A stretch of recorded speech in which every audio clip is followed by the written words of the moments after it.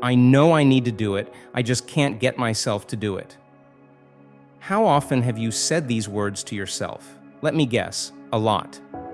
Well, good news, I have just the solution for you. A solution so good it will leave you feeling as cool as a cucumber.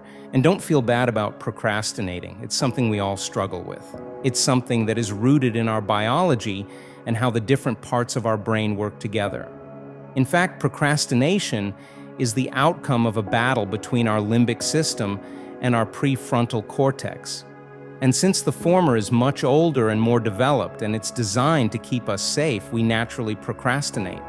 Our brain tricks us into avoiding doing what we should be doing because it realizes that the given task breeds discomfort. That's why we procrastinate. With the 10-minute rule, we move the ball back to our side of the court and trick our brains into doing the work now instead of later. We beat procrastination. Getting started on a task is usually the hardest thing, so the 10-minute rule is a productivity strategy designed to help you do just that. Get started. Here's how it works. Sit down and do the work for the next 10 minutes. You can set a timer if you want. Once the 10 minutes are up, you can then decide whether or not you will continue. 9 times out of 10, you will decide to keep going. It's as simple as that. Honestly, this is the way I go about beating procrastination. When I don't feel like writing an article, I say to myself, I'm going to sit down and start writing for the next 10 minutes. 90% of the time, I get into a state of flow and continue typing away for the next hour. Sometimes it doesn't work, and that's okay. I feel too much resistance, so I stop and move the task to a later time in the day.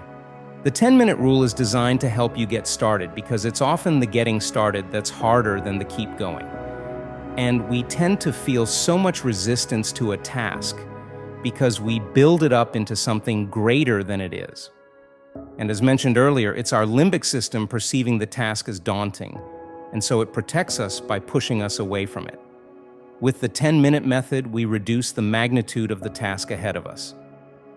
Instead of an hour, we commit to 10 minutes. We make it super easy to start, and since the commitment is low, it doesn't hurt to give a try and see how we feel afterward. The idea is this. You don't need to read an entire chapter. You just need to sit down for the next 10 minutes and read a few pages. When the time is up, 9 times out of 10, you'll continue to finish the entire chapter. You don't need to write an entire article. You just need to sit down for the next 10 minutes and write a few lines. When the time is up, 9 times out of 10, you'll continue to finish the entire article.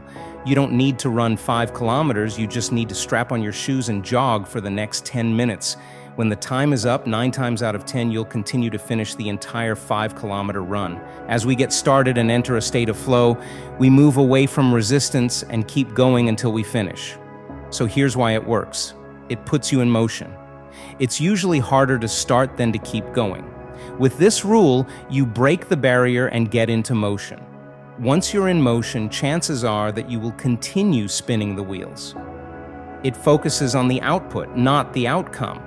It shifts the attention away from what you want to achieve to what you can do and control. Read a few pages, write a few lines, jog for a few minutes. It magnifies the simplicity of a task. We build the illusion in our minds that the task is too big and too inconvenient, so we procrastinate.